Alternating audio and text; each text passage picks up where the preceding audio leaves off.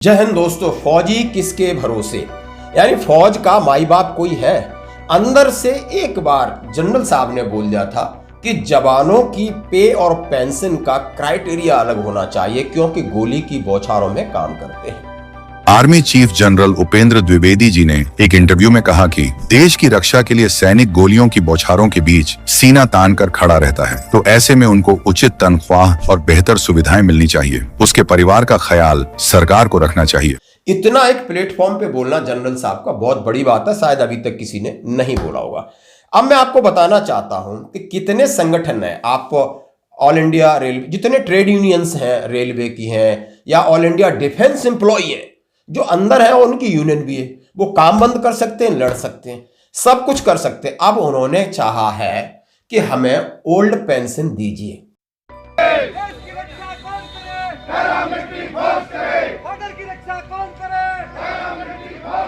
अगर यूपीएस इतना ही अच्छा है तो हम कहते हैं कि संसद में जो बैठा हुआ है मंत्री लोग, वो लोग पहले अपने लागू करें ना यूपीएस, तब कर्मचारी पर लागू करें। तो अपने तो ओपीएस ले रहे हैं और हम लोग को झुंझुना हमारे यूपीएस, ये क्या मुद्दा है? पेंशन के लिए, कल्याण बोर्ड के लिए, स्कूल, बेहतर अस्पताल, सीजीएचएस डिस्पेंसरी, एक्समैन स्टेटस के लिए, वन रैंक वन पेंशन के लिए। यानी ओल्ड पेंशन का मतलब है जिस दिन रिटायर्ड हो हमें 50% पेंशन दीजिए। बड़ा देश का दुर्भाग्य है कि नेता ओल्ड पेंशन ले रहे हैं, इनको कभी एनपीएस में डाल देते हो, कभी यूपीएस में डाल देते हो, और ये यूनिफाइड पेंशन स्कीम है 1 अप्रैल से लागू है। लेकिन दोस्तों ये देखिए कि कार्मिक मंत्रालय में डॉक्टर जितेंद्र सिंह से डॉक्टर मंजीत पटेल ने कल मीटिंग किया, और मीटिंग में किसी से अपॉइंटमेंट लिया हुआ नहीं, तुरंत मीटिंग। और बहुत बड़े मंजीत साहब कोई बहुत बड़े जनरल नहीं होंगे, हमारे जनरल को शर्म आती है मिलने के लिए, हमारे जनरल, हम उनकी भी बात करूंगा आपसे। और इन्होंने अपनी बात छेद छेद के सरकार के सामने रखी, बोला हम चाहें तो ट्रेन बंद कर सकते हैं, हम चाहें तो कुछ भी बंद कर सकते हैं। नमस्कार, ये वीडियो मैं खास करके पैरामिलिट्री के साथियों के लिए बना रहा हूँ। कल से मेरे पास बहुत सारे फ़ोन आ चुके हैं। उनके मन में एक बात है, उनको लग रहा है कि अगर वो 10 साल की नौकरी पूरी करने के बाद सेवा से बाहर चले जाएंगे तो उनको मिनिमम 10,000 रुपये की पेंशन मिलेगी। ये बिल्कुल भ्रांति है, ऐसा बिल्कुल भी नहीं है। यूनिफाइड पेंशन स्कीम के गजट में ये कहा गया है कि वो लोग जो रिटायर हो रहे हैं और उनकी 10 साल की नौकरी पूरी हो चुकी है, मतलब बहुत सारे ऐसे साथी हैं जो 45-50 साल की उम्र में नौकरी में आए, चाहे वो डेली वेजेस से परमानेंट हुए हों, चाहे कॉन्ट्रैक्चुअल से हुए हों, चाहे वर्क चार्ज से हुए हों, और वो 10-12 साल की नौकरी पूरी करके रिटायर हो गए क्योंकि वो 60 साल या 62 साल के हो गए उस समय। ऐसे लोगों की यूपीएस में अगर पेंशन 10,000 से कम बन रही है तो उनको मिनिमम 10,000 रुपये प्लस डियरनेस अलाउंस देने की बात की गई है, ना कि उनको जो 10 साल की नौकरी पूरी करके छोड़ के चले जाएंगे। ऐसा नहीं होता है। वॉलंटरी रिटायरमेंट के लिए अभी फ़िलहाल 25 साल नौकरी कंपलसरी है। उसके पहले अगर आप रिटायर हो जाते हैं 56J में, सरकार आपको जबरिया रिटायर कर देती है, तो आपको रिटायरमेंट के बेनिफिट मिलेंगे, नहीं तो आपको पूरी सुपर एनुअल तक, रिटायरमेंट तक आपको नौकरी करनी पड़ेगी। ये है उसका मतलब। यानी उनके पास दबाव की राजनीति है, दबाव है, और उनकी बात कितनी जल्दी चुटकियों में सुनी जाती है, आप समझ सकते हो कितनी जल्दी सुनी जाती है। और इसी को लेकर सबसे बड़ा प्रहार है पैरामिलिट्री फोर्सेस का भी संगठन है, वो भी वहां के नीचे से जवान वो भी अपने जवानों की बात पहले करते हैं, लेकिन हमारे यहाँ जवानों की बात कोई करता ही नहीं है। हमारे पास भी 2 संगठन, उनके बारे में मैं अलग वीडियो बनाऊंगा, जिसको बोलते हैं कि एक ISM और एक ISL, Indian ex serviceman movement और इंडियन एक्स सर्विसमैन लीग। ये बिल्कुल मजे लिए इन्होंने अपना उल्लू सीधा कर लिया। क्या आपको लगता है कि 8वें वेतन आयोग को लेकर इन्होंने एक चिट्ठी भी लिखी हो? और इनके अंदर पूरे अधिकारी हैं आर्मी, एयरफोर्स, नेवी के, अपने बैठे हैं और बढ़िया से रह रहे हैं, और जवान जाकर के जंतर मंत्र पे घूम रहे हैं, और हम जवान की टांगें खींचने में लगे हैं। कहां से आपका भला होगा? कौन सुनेगा आपकी बातें? कम से कम जो आगे है उसका सपोर्ट करिए। अब मैं आता हूं सीधा पैरामिलिट्री फोर्सेस। इनके महासचिव रणवीर सिंह हैं, आपको वेशभूषा में थोड़े दिखते होंगे ऐसे, लेकिन लगातार उन्होंने शायद 6 अप्रैल को अपने जवानों के लिए, पैरामिलिट्री फोर्सेस को कहा है कि हमें जवानों की तरह 1 रैंक 1 पेंशन दीजिए, सेना के जवानों की तरह हमें ओपीएस यानी ओल्ड पेंशन सिस्टम दीजिए, क्योंकि हमारे उनके बीच में कोई अंतर नहीं है। सुविधाओं के लिए, पेंशन के लिए, कल्याण बोर्ड के लिए, स्कूल, बेहतर अस्पताल, सीजीएचएस डिस्पेंसरी, एक्समैन स्टेटस के लिए, झंडा दिवस कोष के लिए, अर्धसैनिक कल्याण बोर्ड के लिए, 1 रैंक 1 पेंशन के लिए, क्या हम एक दिन उन जवानों के लिए दे सकते हैं जो आज सरहद की चाक चौबंद चौकसी कर रहे हैं, मणिपुर से कश्मीर तक कानून व्यवस्था संभाले हुए? अगर आप आएंगे, सरकार के ऊपर जबरदस्त दबाव डलेगा जब हर घर से एक मेंबर, मैं जो लोग जिनके गांव में बहुत सारे लोग हैं, कम से कम उनकी टिकट बुक करवा दीजिए दिल्ली के लिए। बुकिंग चालू है, फिर बाद में दिल्ली के लिए सीट मिलना मुश्किल है। मौसम भी बढ़िया रहेगा। 6 अप्रैल का दिन उन शहीदों को भी अर्पित करेंगे श्रद्धा सुमन, जिन्होंने देश के लिए 76 सीआरपी जवानों ने जान कुर्बान की थी।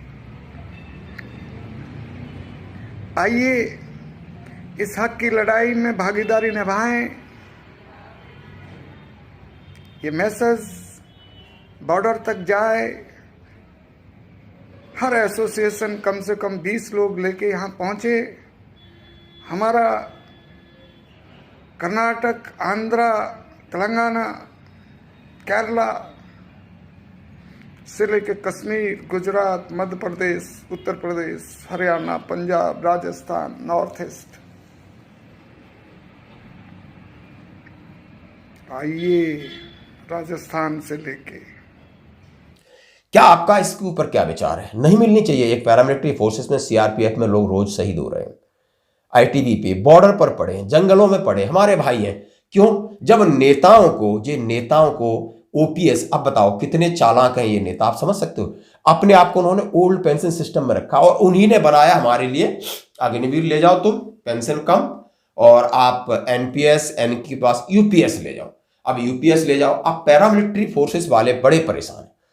किसी ने कह दिया नहीं, आपको 10 साल भी नौकरी करोगे तो 10,000 पेंशन मिल जाएगी। बड़े खुश हो गए। तो डॉक्टर मंजीत पटेल ने बोला खुश होने की जरूरत नहीं है।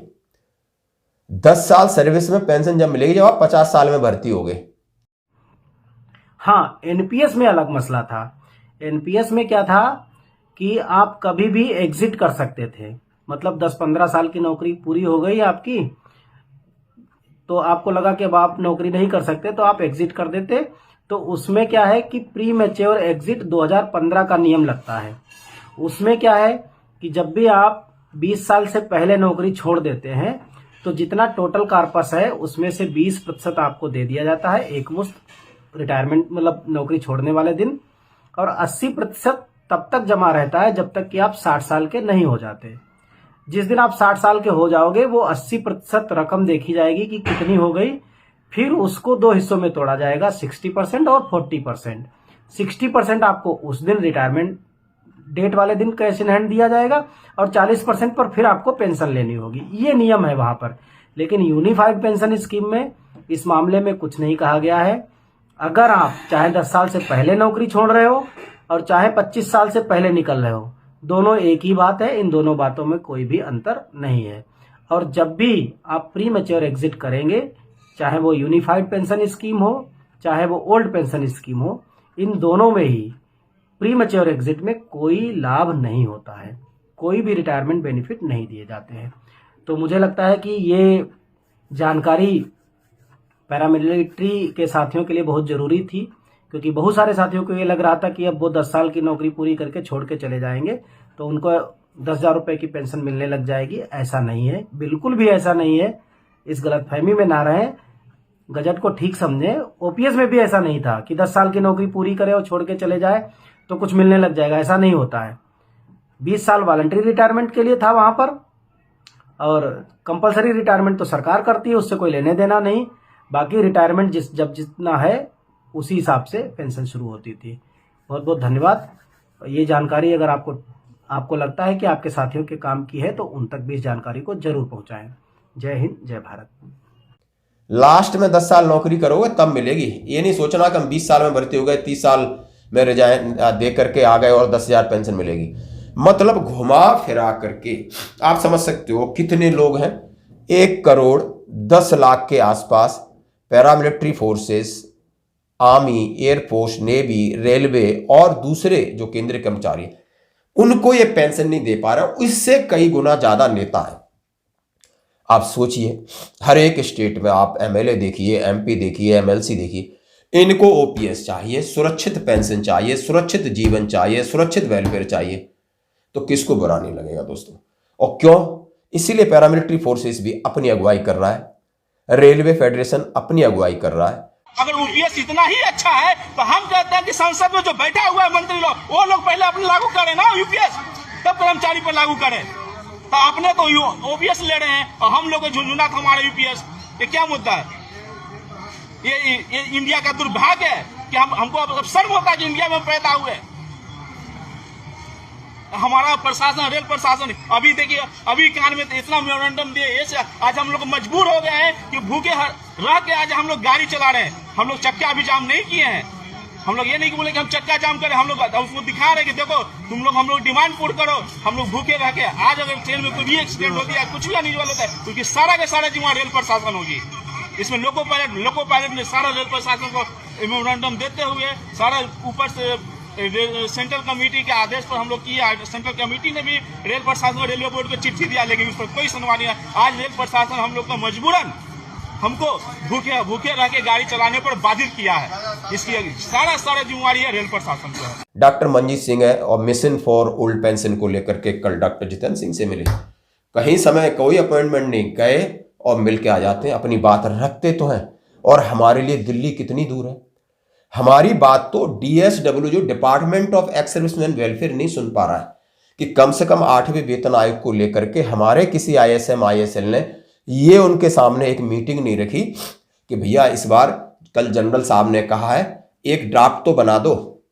अब जनरल साहब अंदर हैं, उन्होंने तो सारा कर दिया, लेकिन आप तो दबाव बनाइए।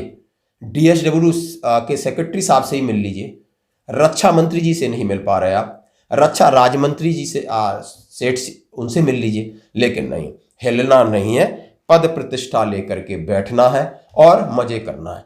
आप, ये वास्तविक बात है कि रिटायर जितने भी फौजी हैं, हमारे बारे में सोचना, इनके लिए हमारे बारे में सोच के हमारी बातें रख के अपना फायदा उठा लिया और इसके बाद इनका काम हो गया है खत्म। यदि आप और कोई मुझे राय देना चाहते हो तो जरूर दें। धन्यवाद।